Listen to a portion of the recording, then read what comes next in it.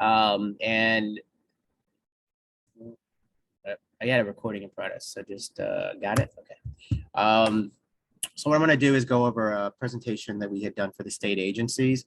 That is information that would be pertinent to the local entities, and see if any of these slides or anything that we talk about may create some questions or bring something up to make sure that as we move through this first year, the demo, that everyone understands the parameters and the requirements of the Medicaid project.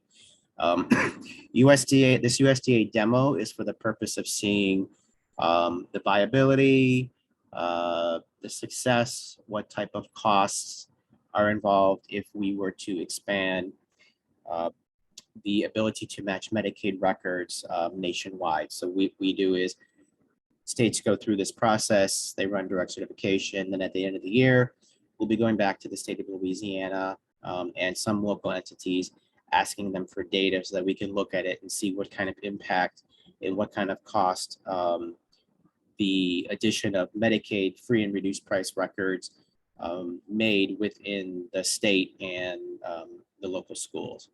So this first slide is simply the direct certification process.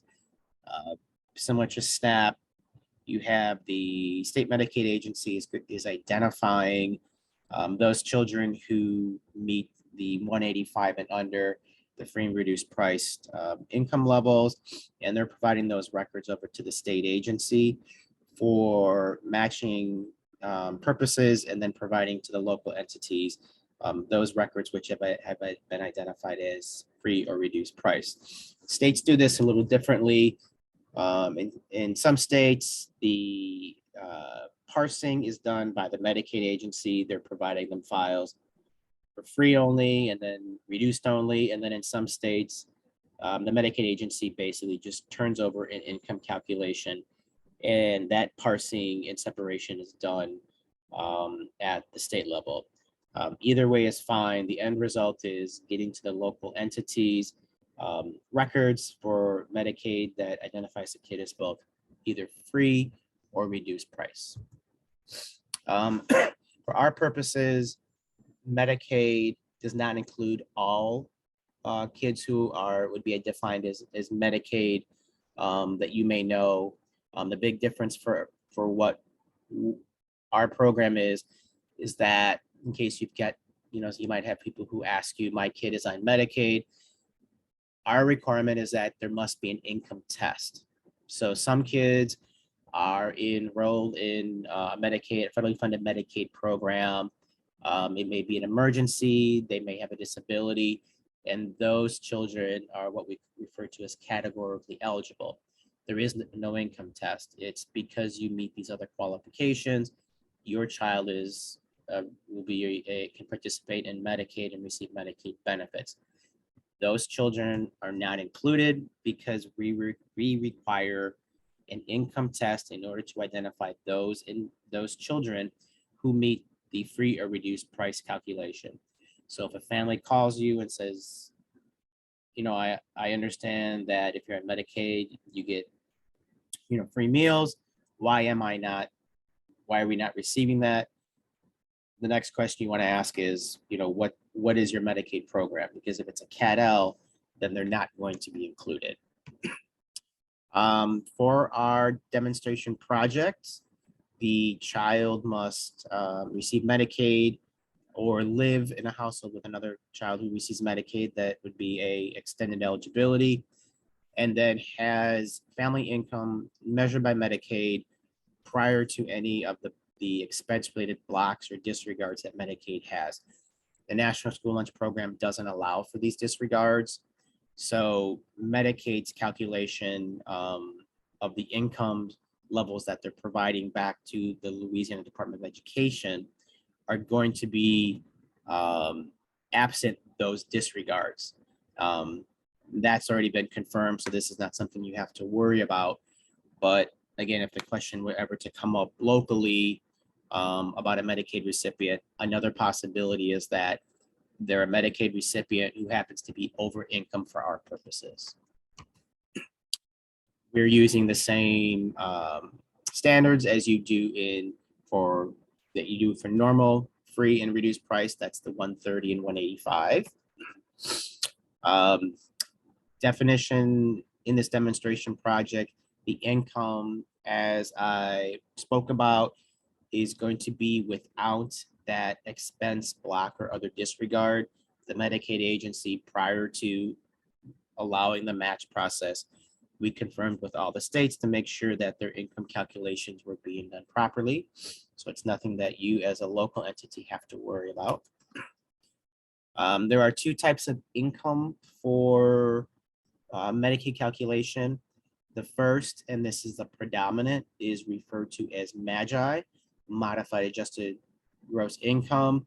That is the rules based upon IRS. And like I said, that's going to be the overwhelming number of records that are going to come through the MAGI income calculation. More information on MAGI. The MAGI income amount is going to be calculated and measured, and it's going to be measured prior to a 5% point disregard that Medicaid allows, because we, again, in the NSLP, do not allow for any types of disregard or expense-related write-offs as they do in Medicaid. Same thing for us, the Medicaid income prior to that 5 percentage point disregard that they apply is going to be compared to the 130 and 185 to come up with records that are eligible for direct certification matching in either a free category or a reduced price category. More is a little more on the 5% disregard.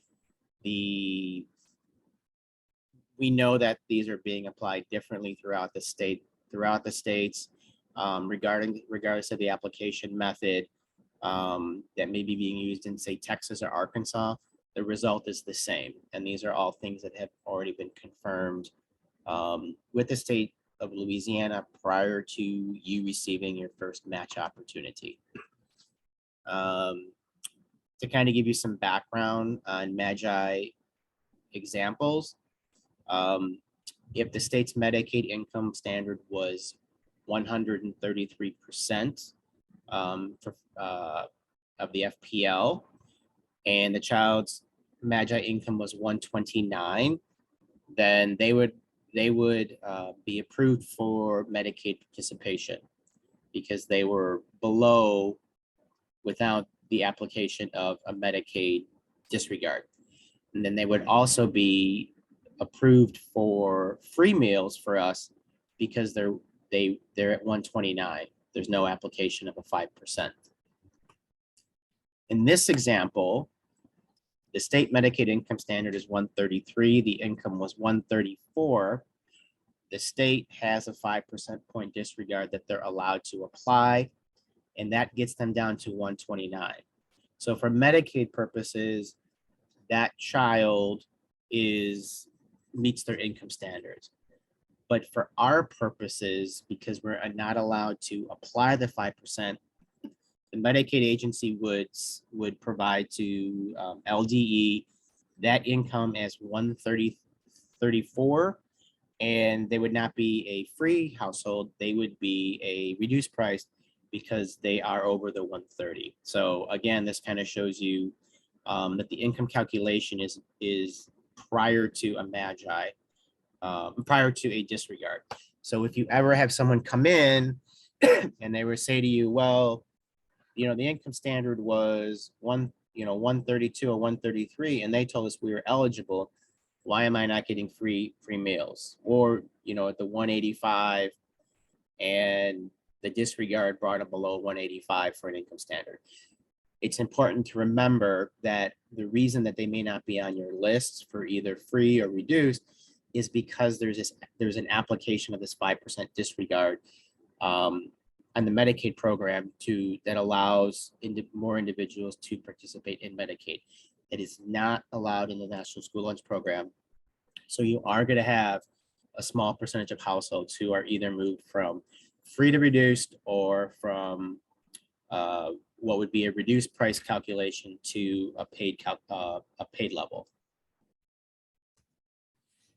non-MAGI categories. So this is a much smaller population, but it works very similar to the MAGI calculations in that there is no disregards, no other types of expense-related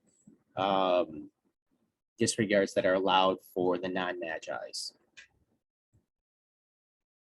Again, they're calculating income prior to those expense-related block disregards, and they're going to compare it against that 130 and 185 level. All right, so let's get to some key demonstration policies. So these are things that you have to remember that are important to the Medicaid program, the Medicaid matching program, that are different or dissimilar than your SNAP, TANF, foster care matching, or any other programs you do match on. The first thing, like foster care, is that they are not categorically eligible for meal benefits. They must meet a meal standard. Medicaid is not written into the regulations. So if somebody puts a Medicaid number down on an application, it's not the same as putting a SNAP number down on an income on an application. They're not categorically eligible. They must meet the standards of an income test. State agencies must use automated matching. This is simple. Everyone does it. Louisiana, again, they're using an algorithm to identify kids on records from Medicaid against student enrollment records to return to you a list of kids who are eligible to be directly certified. And as I said previously, you're not certifying eligibility based upon a family providing a case number or a letter similar to when a family comes in and writes a SNAP or TANF case number on their application. It must be through electronic matching because we are income tested. Data sharing agreements, not important to you, but what you should know is what this agreement does. It sets the parameters of between the Medicaid agency and LDE for the receipt of information, how it's going to be used, how they're going to protect the PII, and what the resolution is, mitigation and resolution for that information being shared with locals should there be any compromise or spillage of that PII data at the local level.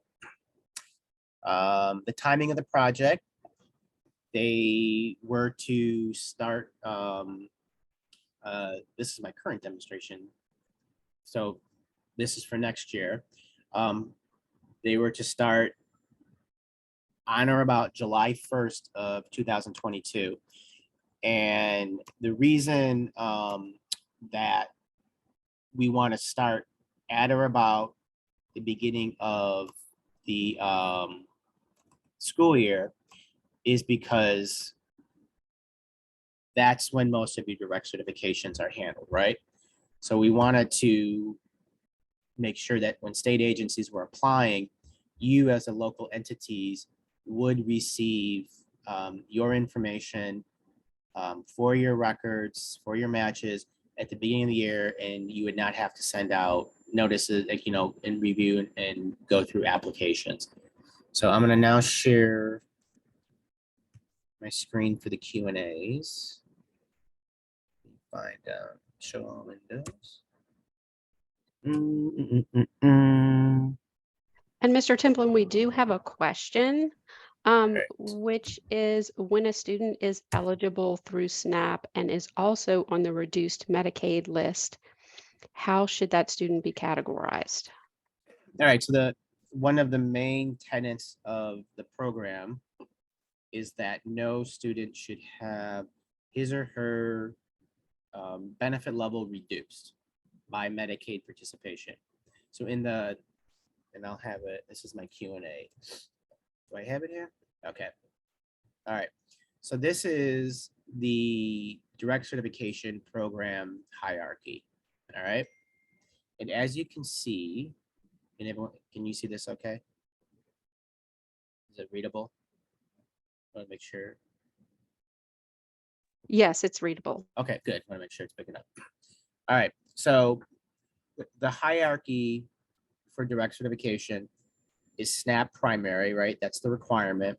And then you have TANF, is TANF and FDPIR, which you're not matching the tribal program.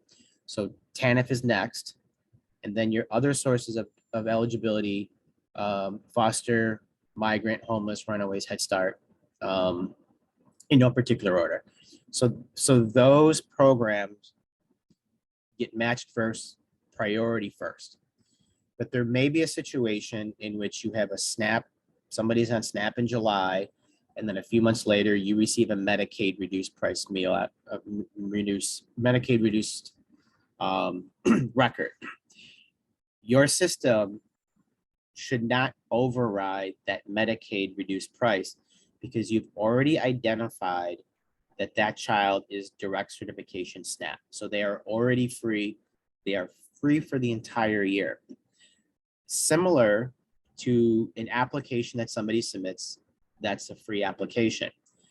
Once a child obtains the free status for that school year, a later reduced priced direct certification should not override and reduce their benefit level. Nor should a Medicaid free ever override a SNAP, TANF, or other category, because Medicaid is at the lowest priority level of the matching hierarchy. The reason that simply is for our purposes is because the demo project is basically trying to identify children who are receiving free or reduced priced meals who may not have otherwise. So if you're overriding SNAP free with Medicaid free, what's going to happen? We as an agency aren't able to calculate the costs and benefit of adding Medicaid records to your matching protocols. Do you want me to go through the Q&As that I had from the... We actually have a couple other questions, right. And then maybe you can do those. So one other question was, what are some of the unforeseen challenges experienced through this process by SFAs? And then how have they been able to overcome those challenges? Unforeseen challenges. I have, in this round, I have not really heard anything negative. So this demo project, we had a round of RFAs, I think probably 4 to 5 years ago, I think 2016. And that was the first time that we did reduced price. The first round, like in 2012, was free only. And then it was expanded to free and reduced. So the biggest challenge at that point was the ability of POS systems to accept this new Medicaid reduced price category, right? Because your POS system has to be able to bring in that reduced price. It's no longer a DC free. The SIS is no longer coded. So that was the biggest challenge that we faced. The advantage that the states that came on in this round have is that these local level POS systems have that functionality. And if they don't have that functionality, there is an update or a product that you can get from your vendor that will incorporate that functionality. So that's really the biggest problem from a local level that I have, like, you know, at my level at the national office with FNS, that I've undertook, like was making sure nobody was overriding SNAP or TANF DCs with Medicaid, like the coding was right. I would imagine that in talking to states, what most LEAs have an issue with is just your family's understanding what this means, like why they're eligible, why they're not eligible. A big thing, and we talk about people have, you know, like have help desk and stuff. The biggest thing is explaining to families that just because you're on Medicaid does not mean you're necessarily going to be matched on Medicaid, because your Medicaid income calculation may be 225 FPL, which is above the 185, or you may be a CAT L. So the most important thing in starting the year is a communication plan that when letters go out or information is provided to your families, is to inform them that not everybody, even though we are now matching at Medicaid, not everyone is eligible to be directly certified through Medicaid because of these reasons. Your income, your FPL income calculation must still meet the standards. You're not categorically eligible, and only certain Medicaid programs qualify for direct certification matching. I would say from this year, the biggest thing, right, that I've heard is that misunderstanding at the parent guardian level as to, we know somebody who is on Medicaid, they got matched. How come I'm still filling out an application? And my suggestion to that is a communication plan, sending out the notices, making it known.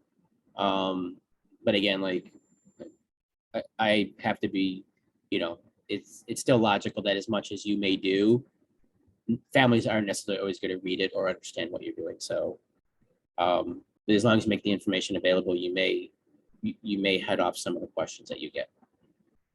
Yeah, that's really helpful. Okay, another question that we received in the chat is, what if a parent brings in a Medicaid card to prove eligibility? What should SFAs do to ensure appropriate benefits are provided with the correct documentation? Well, as I said, the Medicaid, just providing a number is not, unlike SNAP and TANF, it's not categorically eligible. So if somebody brings in a Medicaid card and they're not on your match list, so I guess it's been a few years since I've been to Louisiana. Do you have a student search capability in your module? Yes. Yes. Okay. Have you added Medicaid to that student search capability? Is that functionality, like if I searched for a child and they were a Medicaid child, would they come up? If you went through the direct match process and then you search for a child, then yes, that child would have an indicator that they have Medicaid. But only if they're determined to be a match, right? Yes. Okay. Are you doing partial match capability? Yes. Okay. So as a school district, I think you would first check and make sure that they're not on, they don't match with the exact match. And then I would look on whatever partial match adjudication opportunities you have. If they're still not coming up, you may look for there's a possibility like a data quality error. So if the family is Jennifer Smith, but they also have a hyphenated name of Jennifer Smith Wilson, I would look for other ways that name may be matched within your system, because it's possible that there's a data quality issue, which is not allowing the name to be matched. When you do partial matches, are you giving people based upon probability? Yes, it is. Okay. We call them in Louisiana, we call them near matches. Near matches. So you're not providing everybody though. Like if there's a threshold that you have, right? Yes, we do. Okay. We have a threshold. So if the family is saying that they're on Medicaid, it's income tested, it's still not coming up, the next thing I would do to try to adjudicate is I would look for potential data quality errors at the family level that may be on like your application or in the student record and see if you could find them. Then the last resort, of course, would be either do you allow people to call the Medicaid agency directly, or do you work through that for them? We typically people are going to reach out to their CIS coordinator or to Jane, who's at our department, to resolve issues like this.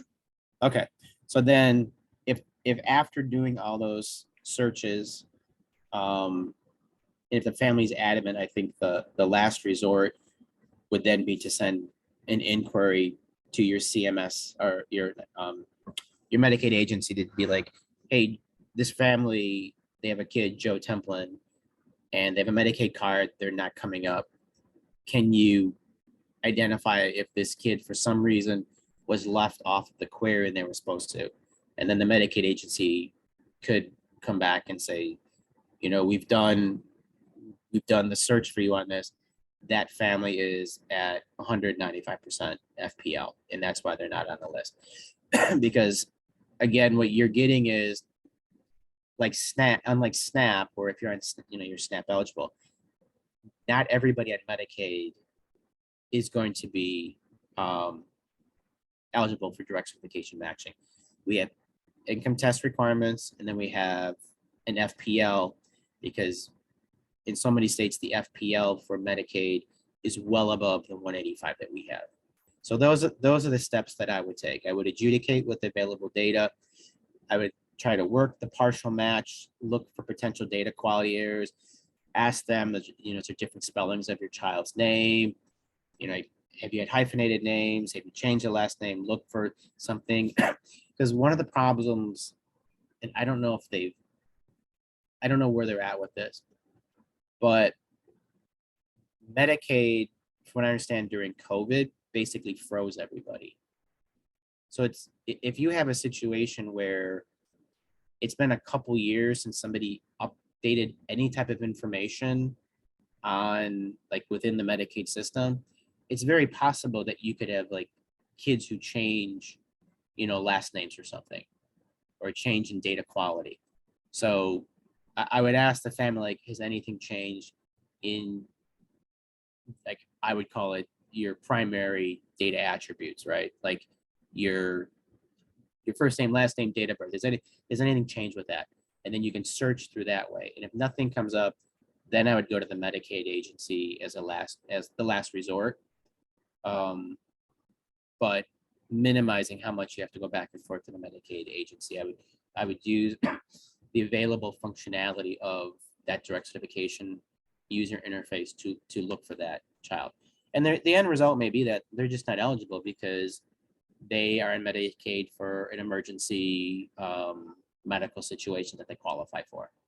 So it's Cat L, it's not income tested, and therefore they don't meet the definition of Medicaid participant for the purposes of our program.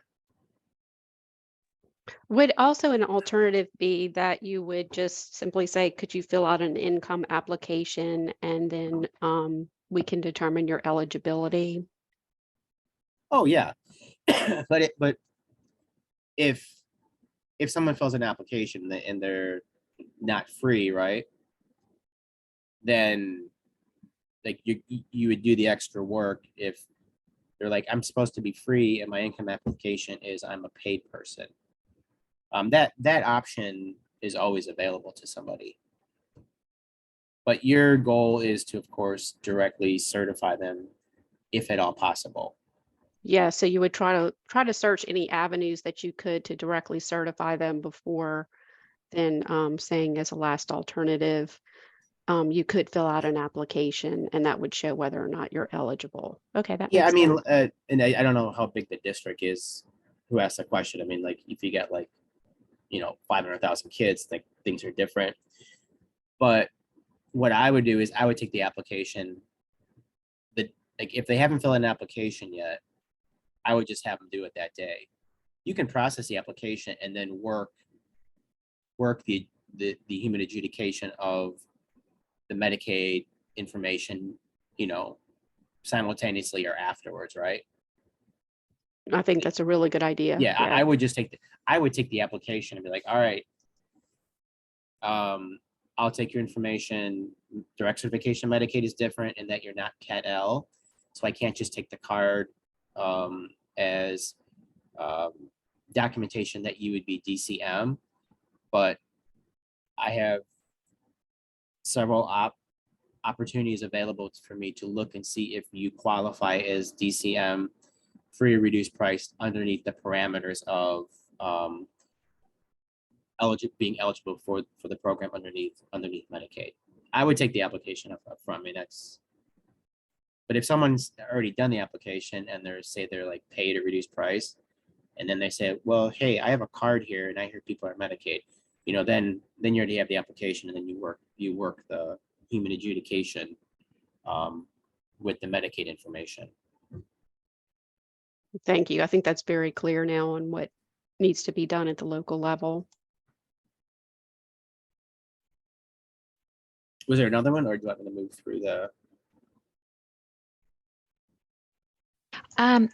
Okay, if one student is directly certified through SNAP, but there's a sibling that didn't show up on SNAP, but they show up on the Medicaid reduced list, what do you do with that sibling? Well, if the sibling's in the same house, you would extend eligibility from SNAP to the sibling. I'm assuming they're in the same house, right? Same household? Okay. Yes. Yeah, I mean, again, SNAP, TANF is your priority. So you go through all of your direct certification opportunities with, and you're free. Helen, you have this document, right? This Yes, Q&A yeah. that I have up. You're free to share this with them because this hierarchy is there. And I know not all these programs, matching programs are like, Runaways. I don't know if anybody who matches on Runaways outside of being at a local level. You operate your program first with like the absence of Medicaid, with the absence of DCM. You look for all the ways that you can directly certify kids through SNAP, TANF, or other programs. For the state agency, obviously it's good because the more SNAP direct certifications you have, the better your SNAP DC performance rate is, right? So you as a state agency want your locals to find those kids in any way possible with SNAP, because then they on the verification summary report, they're going to be counted as direct certification SNAPs. So if you have a household that you got a Medicaid direct certification SNAP and a DCM Medicaid, if it's the same household, move that Medicaid kid over to SNAP and make them a SNAP free.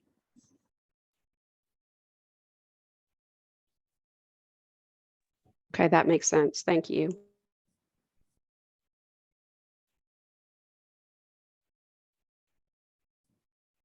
Are there any other areas within the Q&A that you thought were relevant that you wanted to cover? Let me just run through it. Are both MAGI and non-MAGI acceptable? We've already covered that. How are new Medicaid eligible kids during the course of a school year? Newly arrived at a district. Similar to other program activities, DCM is an ongoing process. A child can be eligible for Medicaid, but not covered. No application, did not renew private. Could such a direct child be directly certified? Only children who live in a household that is defined may be eligible. So it's the same as what you would, as we've been talking about. The hierarchy. I do have a question that came through. We have for CEP schools, what do we do with the Medicaid reduced file? Oh, Medicaid reduced does not count towards your ISP. Your ISP is only free direct certifications. So that's a very good question. And you need to make sure that you're not including those. Now, if you're using a nationally available POS that has a tool to provide you your CEP data, your ISP, like say you're calculating it, that functionality or that logic should be in there. That's going to remove those reduced price kids. But but similar to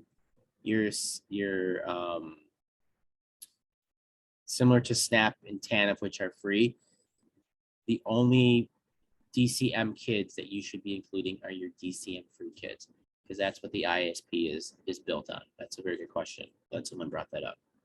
That's another thing that I think people may get confused on, because they see direct certification and kind of lose out the requirement that it's free only. And then I think the most important thing in this Q&A, if you want to provide, is this hierarchy. It just gives you a visual of how you should think about going through the direct certification options for a child. Doing everything you possibly can to directly certify them is SNAP.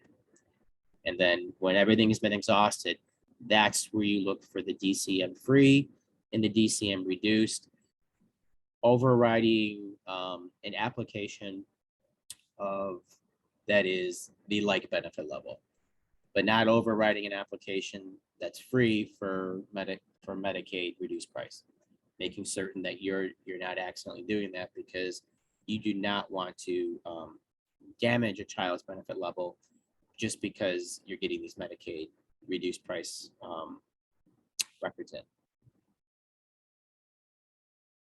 All right, so one other question that came through is that, is carryover eligibility the same for Medicaid free and reduced as it is for other types of benefits in the new school year? Yes, there's no, when you go into what would be your first year of carryover eligibility, because you just started this year, there's no difference. It's the same as any other direct certification. But remember, if you're DCM reduced price and you carry over, you want to make sure that when that, if you get that direct certification SNAP in the first run in July, that you're overriding that right away to make sure that they're not still in that previous year carryover. I would imagine that level. there is a lot of software work that has to be done to make sure that the timing is correct for that. But most SFAs are used to doing that. They just have to include Medicaid free and reduced in that setup to make sure that the eligibility is goes through that 30 days. Right. What I'm saying is that if you're reduced price this year, once you get that first DC run, you override anybody anyways, right? I mean, because you now have a eligibility determination. Yes, that would be correct. Yeah. Okay. Yeah. So it's the same as with everything else. It follows the same logic and requirements as any other type of eligibility. The only really big difference between SNAP TANF and DCM is the CAT-L eligibility, and like somebody had asked, that you can't use those reduced price for an ISP. I think the CAT-L and putting a DCM number on an application is one of the things that kind of trips people up. And it made it more so like families, because they're used to putting a number down, because Medicaid's if I hear that if I have Medicaid, I get free meals, and they put it down, and they just assume that that's the same as SNAP TANF, and it's not.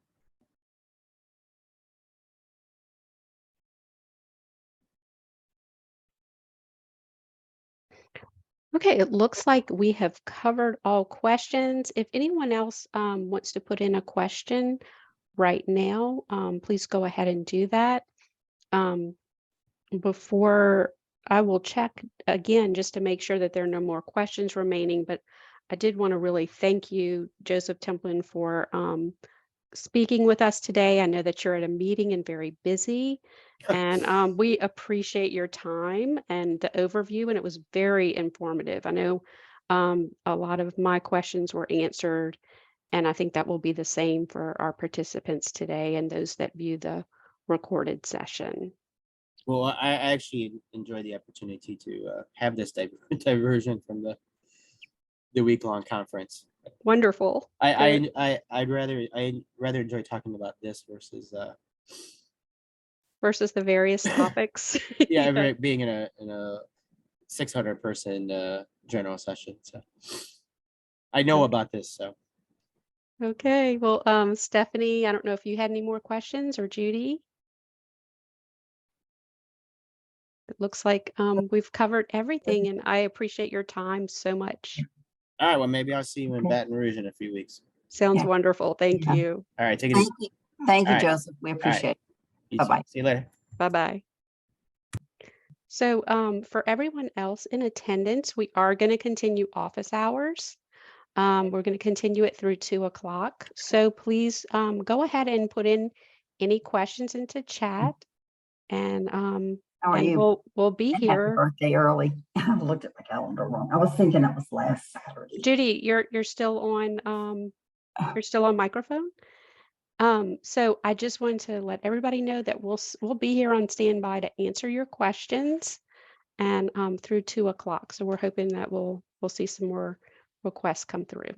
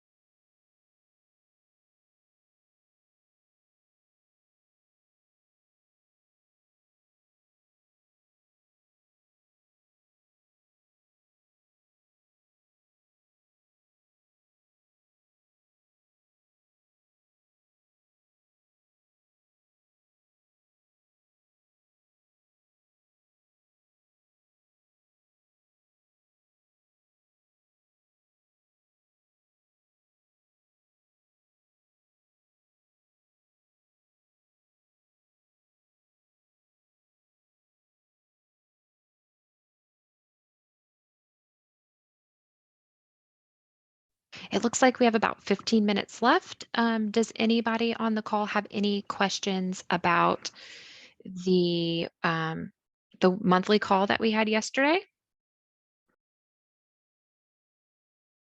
So Stephanie and I will still be on standby for any questions you have. So please go ahead and submit those now.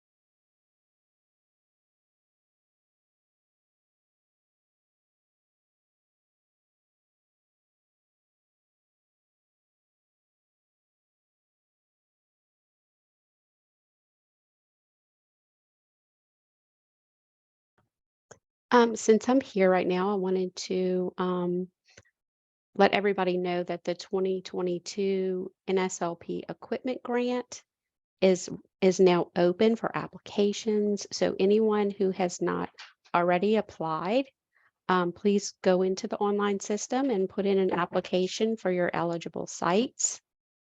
We have a lot more funding than we typically do, so please go in and apply. Now, we did have a question that just came through. And this is the same question that we were discussing just a little while ago. This is really important. Someone is asking for clarification about Medicaid reduced in terms of CEP percentages. So we were talking about Medicaid free and then Medicaid reduced. Now, under Medicaid free, that can add to your identified student population for CEP percentages. However, Medicaid reduced does not add to that ISP. So you cannot add in those numbers. So if you kind of think about it just like you would, if you had other reduced students for, income eligibility, you would not add them in. So remember that that is SNAP, TANF, and then Medicaid free that you would include in your identified student population, along with homeless, migrant, runaway, foster.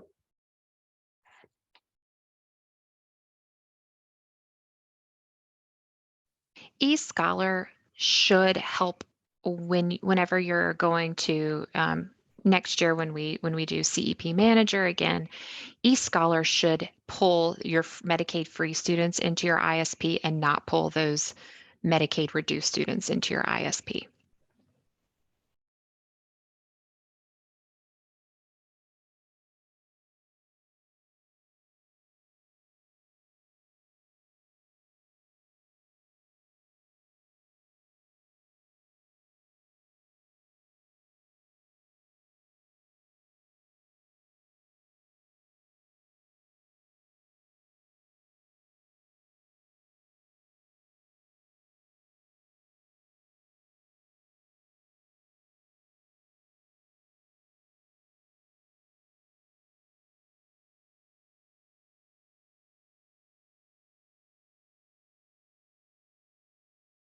Okay, I want to thank everybody for attending and for your excellent questions that you had.